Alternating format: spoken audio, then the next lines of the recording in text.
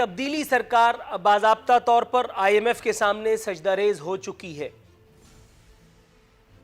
वो सरकार जो कहा करती थी कि IMF के पास नहीं जाएंगे, IMF की गुलामी इख्तियार करना तो दूर की बात, वो बाज़ाब्ता तौर पर अब IMF के सामने घुटने टेक चुकी है।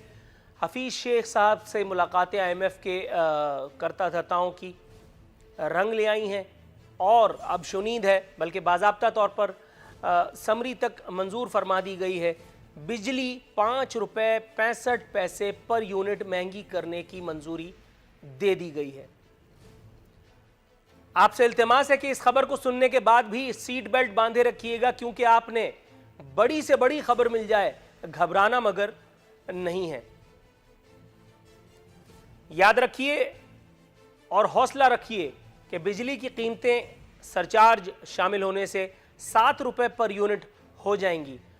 ताहम एक ऐसे मुल्क में जहां पिछला वाला चोर था और उससे पिछला वाला डाकू है और मौजूदा लोग हुज्जाज कराम के कबीले से ताल्लुक़ रखते हैं, ऐसे छोटे मोटे बड़े बड़े देशों में ऐसी छोटी मोटी बातें होती रहती हैं, आपने खातिर जमा रखनी है।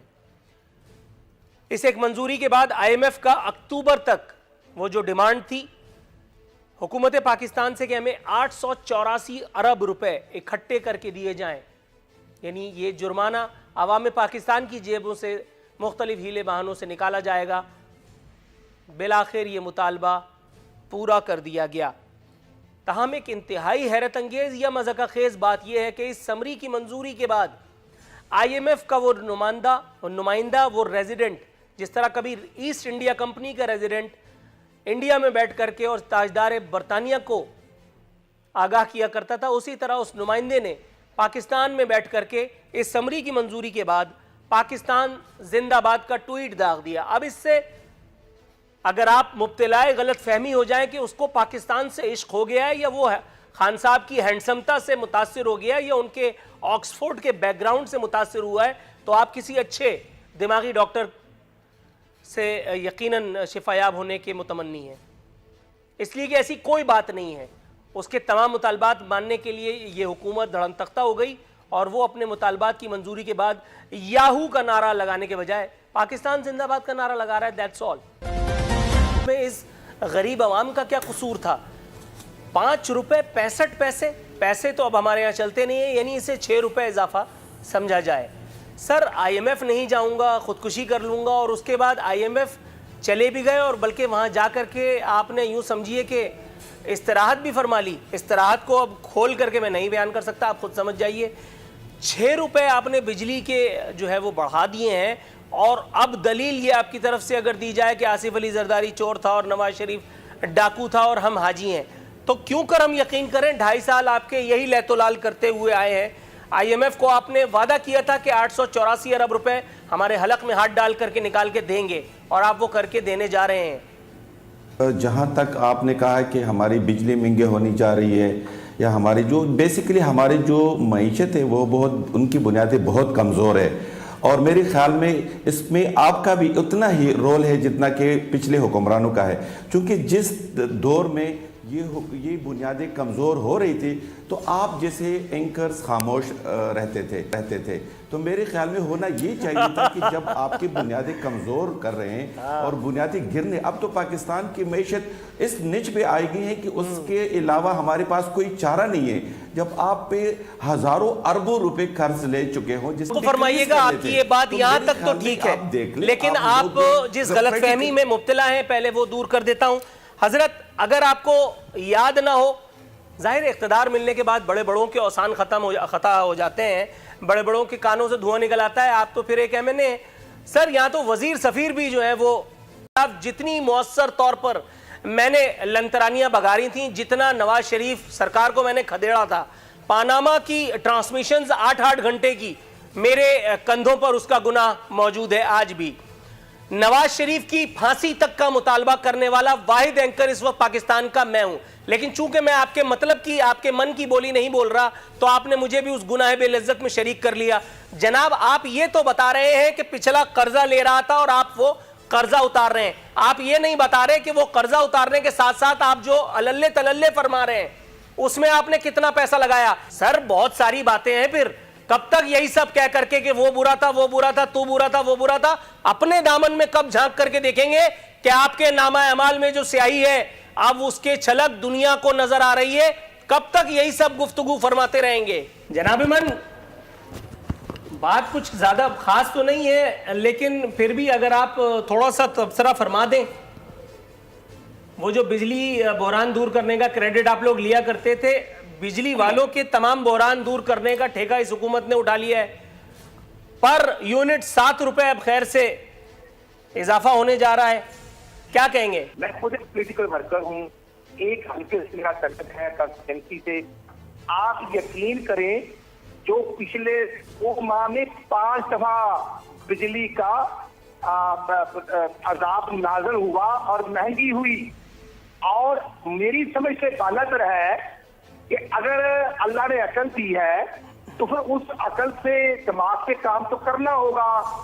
जब आपने LNG के जरिए बिजली पैदा करनी है तो फिर आप वहां पर पेट्रोल या डीजल से वो बिजली क्यों महंगी, 3 गुना महंगी करके किसको खुश कर रहे हैं? खान साहब का फरमान था कि IMF के पास नहीं जाएंगे, खुदकशी फरमा लेंगे। मेरा ख्याल है खुदकशी मना है, और अपोजिशन ने कभी भी नहीं कहा था कि IMF के पास ना जाए। हाँ, हमें इनके तरीके कार पर इतराज है। इन्होंने 1.25 साल 1.5 साल लगा दिया और अब IMF को पूरा फिनांस डिपार्टमेंट ही हैंड ओवर कर दिया। स्टेट बैंक का गवर्नर कौन है? गुरदा बाकर जो IMF का रेगुलर मुलाजम, वो शेख हफीजा कौन है? वो बाहर से आते हैं और उनको माशाल्लाह पूरा डिपार्टमेंट हैंड ओवर कर देते हैं। अवाम का कसूर क्या है कि अब खान साहब जो है IMF के आगे लेट गए हैं और जो 505 रुपए 65 पैसे के नाम पर 7 रुपए बिजली की यूनिट महंगी की जा रही है। और उसके साथ साथ आप देखें चीनी 110 रुपए तक पहुंच चुकी है। आप देखें कि जिम्मेदार रो रहा है, जो मियां नवाज शरीफ के दौर में DAP की बोरी 2500 की थी, 5500 की बोरी हो चुकी है। गरीबों को बता, खान साहब ने यह जरूर कहा था कि कब्र में सुकून आता है, लेकिन मैं समझता हूँ जिंदगी में तो अल्लाह ताला की जात का इख्तियार है किसी को जिंदा रखना या कब्र में भेजना। खान साहब किस एजेंडे पर काम कर रहे हैं? और वो जो ATM मशीनें हैं, उनके कहने पर सब कुछ किया जा रहा है। मैं समझता हूँ मेडिसिन महंगी, पेट्रोल महंगा, और 48 रुपए फी डीजल और पेट्रोल ये टैक्स ले रहे हैं। 17% सेल टैक्स के नाम पे ले रहे हैं। गैस महंगी हो चुकी है। आप देखें मेडिसिन जो है वो 600% महंगी हो चुकी है। अब जो जिमीदार से 14 रुपए मन गंदम ली थी, आप यकीन करेंगे मार्केट में 250 रुपए फरोख्त हो रही है, कोई पूछने वाला नहीं। और मैंने पहले भी अर्ज की है चैनल में कि लाहौर में यूरो स्टोर से मैंने खुद 5 किलो का आटा खरीदा है, 470 रुपए का यूरो स्टोर से रसीद मेरे पास है। वो 94 रुपए किलो पड़ रहा है। कोई है पूछने वाला कि ये आटा महंगा? सर, आपकी और मेरी भी साथ साथ खुशनसीबी है कि पूछने वाला दोबारा हमारे साथ आ चुका है। नासिर मूसा ज़ई साहब एक मर्तबा फिर जलवगर हैं। जी नासिर मूसा ज़ई साहब, सर गैस महंगी, बिजली महंगी, पेट्रोलियम प्राइसेस अप हो गई, मेडिसिन की कीमतों में खातिर खा इजाफा कर दिया। सर कोई और तीर भी मेरे सरकार के तरकश में है तो चला करके एक ही दफा जान छुड़ाइए और उसके बाद फिर एक जमीमा जारी करवा दिएगा, या वो चुनिंदा एंकराने कराम को वो स्क्रिप्ट जो देते हैं कि नवाज शरीफ चोर था, आसिफ अली जरदारी डाकू था और हम एक हाजी फलाने फलाने। सदीकी साहब, बेसिकली ये लोगों पे मैं हैरान हूँ। नून लीग और पीपल पार्टी पे सिंध के हुक्मरानों ने कहा कि हमें वो परफॉर्मेंस की दर्ज दे रहे हैं जहां पे गुज़िश्ता दिनों एक जज ने उनके लीडर के MPA की रुकनीत इस बात पे उनके ख़त्म कर दी कि वहां पे कुत्तों का राज था, और ये हमें परफॉर्मेंस की दर्ज दे रहे हैं। नहीं, वो नहीं दे रहे हैं। मैं आपसे सवाल पूछ रहा हूँ, पीपल्स पार्टी का एहतसाब यहाँ मैं स्टूडियो में बैठी हुई है पीपल्स पार्टी, मैं उससे कर लूंगा। काइंडली आप अपने सवाल का अगर जवाब दें। मैं भी उनकी तरफ आ रहा हूं ना, दर्ज तो हमें दे रहे हैं ना। दूसरे ये कि जो नून लीग वाले कह रहे हैं, ये लोग क्लेम कर रहे हैं कि हमने 10,000 मेगावाट बिजली इस मुल्क को दिया है, उनसे ये पूछा जाए कि सर ये मैटर ऑफ कंसर्न इस वक्त नहीं है जनाब इमन, हैं या 2-4 रुपए, ये हेडर तो महंगे क्यों नहीं महंगी? अगर आप महंगी, सर आप कह रहे हैं मेडिसिन महंगी हो गई, इसका भी नवाज शरीफ से पूछना है, पेट्रोलियम प्राइसेस अप हो गई, इसका भी मैंने जरदारी से पूछना है, तो फिर आप लोग क्यों इख्तियार का हलवा खाने के लिए आए? आप लोग जाइए तबलीगी जमात का चिल्ला लगाइए। आप लोग क्या बहुत खूबसूरत दिखते हैं? आप लोग क्या फरजाना ब्यूटी क्रीम के होलसेलर हैं कि जो मैं आपको बिठा करके और अपनी नजरें जो है वो सेकता रहूं? सर आपसे कोई सवाल पूछो, आप कहते हैं उससे पूछ लो, तो फिर आप किस लिए आए? सितारा सपना लॉन के फजाइल बताइए फिर मुझे।